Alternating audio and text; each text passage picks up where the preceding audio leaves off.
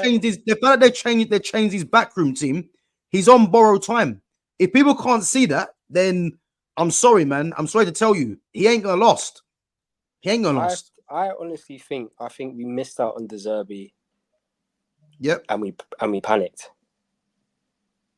Plain and simple. I think that's what it was. We really did panic. I do agree with the fact that I think maybe it did cost too much to get rid of him at the time.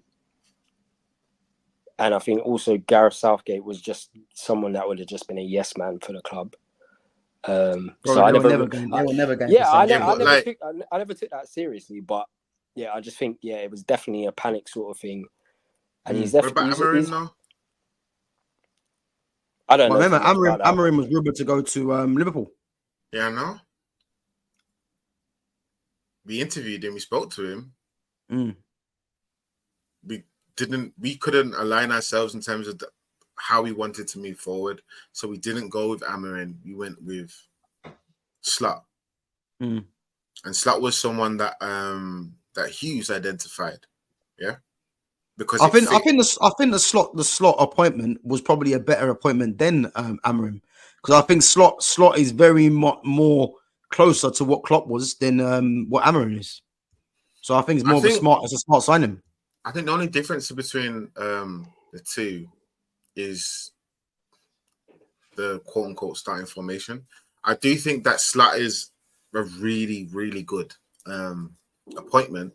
It remains to be seen how good, I guess. But in terms of it being similar to Klopp, it's similar to, how can I put it? It suits the squad more than it is technically being similar to Klopp. Yeah, the basics of a Klopp system are similar to in what Slot system is, but there are differences, like obvious differences. But like I said last week, I think this all goes to show how the differences of how each club's managed, how well Liverpool was left. Like I don't want to fully blame Sir Alex Ferguson, but some of the blame has got to go with him. Listen, he's a big problem, Alex Ferguson. Big problem. I can't disrespect the guy too much, because obviously he's brought so much to the club, and he's done so much. Bro, forget all that, man. Forget all that. Let's just tell the truth. You can't forget. I think everyone knows that Sir Alex Ferguson is not only a Man United legend, he's a Premier League legend, right? Bro, we all know that, but this ain't the conversation. Hold on, let me finish this. But to kind of like worry about criticizing how he left the club, like that, you should speak freely, because it's obvious, it's glaring how the club was not left in a good state. The next appointment was terrible. I mean, everyone who's looking at Slot now, they like to do the whole Shankly comparisons with Klopp, and then how Shankly left the club, and then Paisley came in and took us to new heights. Yeah. Now Paisley was a more successful manager than Shankly. Shankly is like the iconic one, so people kind of like paired Klopp with the iconic Shankly, and then they're hoping that Slot will be like the Paisley, basically. And the comparisons, for me, I know it's kind of like overblown because they're like our greatest managers ever, yeah. But the comparisons in terms of how the club was left after Shankly finished his tenure and how Klopp has finished his tenure, I can't complain in any way, shape, or form about the squad or about the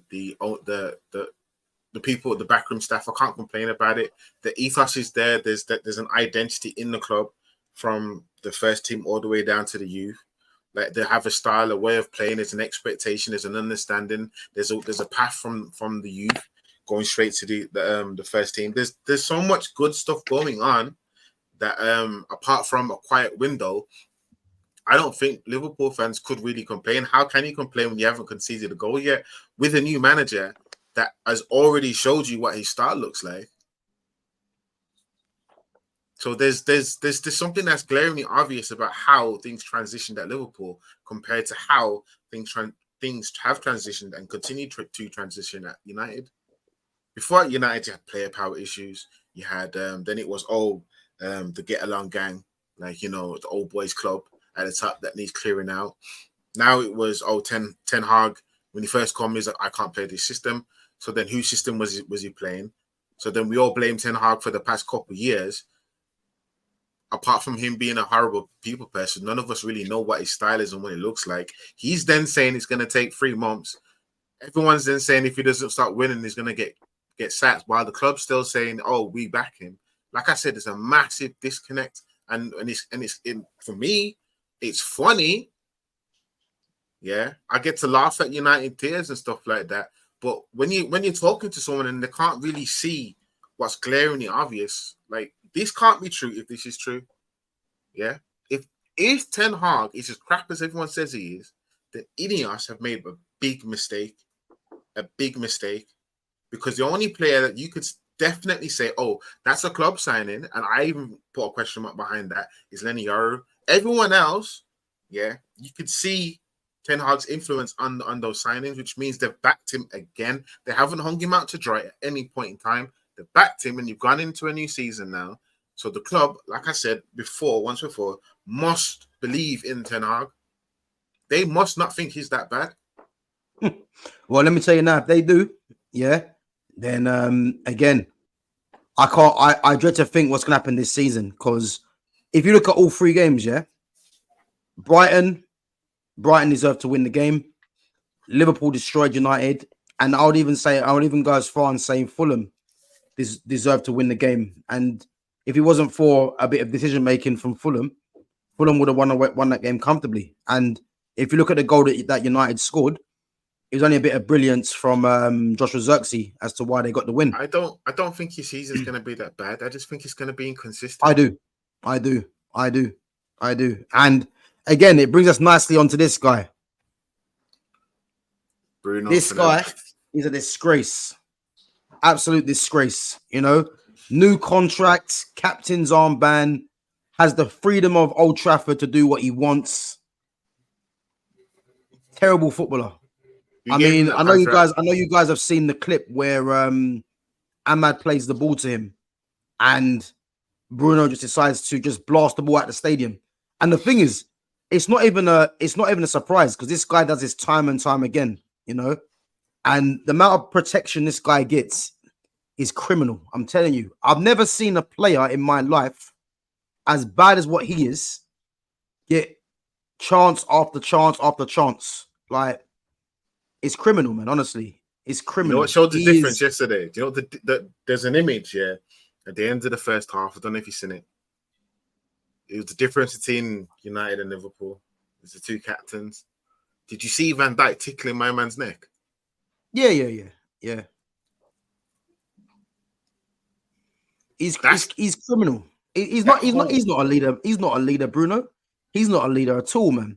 I mean, the guy spends half his time, yeah.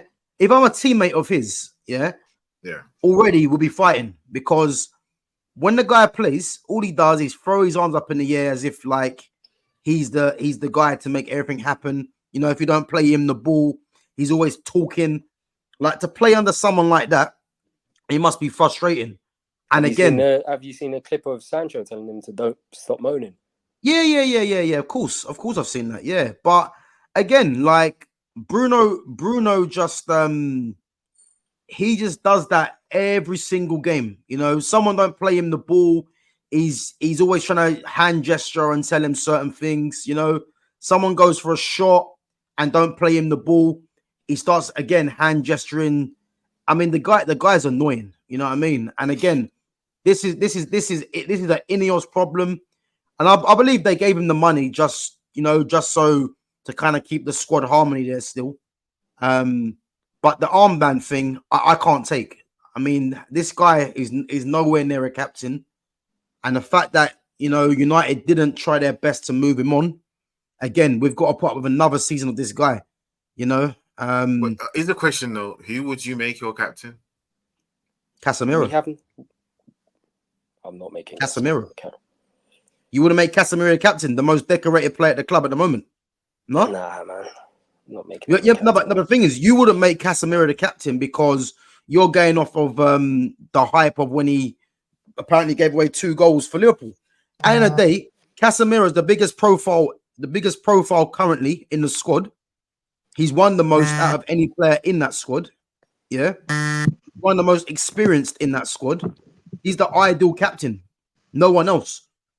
Bruno Fernandes shouldn't be the captain ahead of Casemiro, but again, Bruno's got the loving of these deluded fans. You wouldn't give it to De Ligt? What, over Casemiro? If the options are like your captain and your vice captain, yeah, would it be out of those two? Would it? So I would put Casemiro as the captain, and you know what? I'd probably say, because again, it's very risky giving the captaincy to a new signing. I mean, the only way you do that is if the new signing is arguably one of the best players in the world, or we did it with Harry Maguire. Yeah, but again, that's just stupidity from United that we're hoping has been eradicated. But again, the Ligt for me looks like a future leader. I mean, I mean, obviously the guy was captain for Ajax when he was, I think, 16 or 17. So he's got that in him. But I think if you're bringing him in where he wasn't obviously the level that people thought he was going to get to, I would like to see him as a future captain. But I think as it stands at the moment, I would give Casemiro the captaincy, and then for me, I would have Dalot probably as vice captain.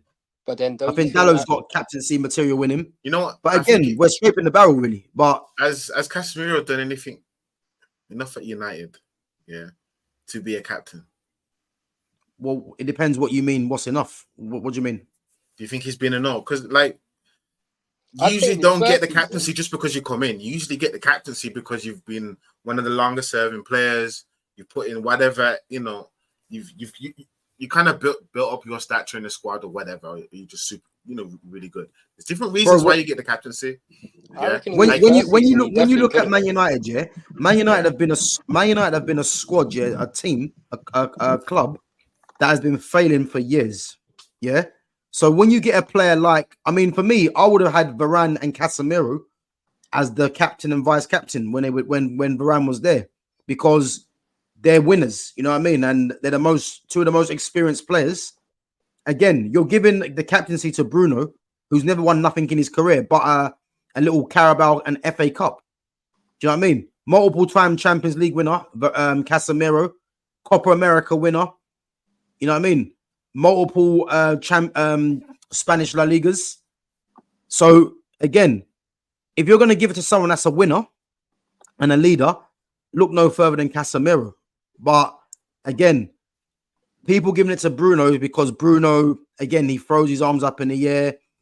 They probably look at Bruno because he run again. The running thing goes in Bruno's favor, because these fans that don't really know what they're watching will just look at Bruno and think, yeah, he's trying hard.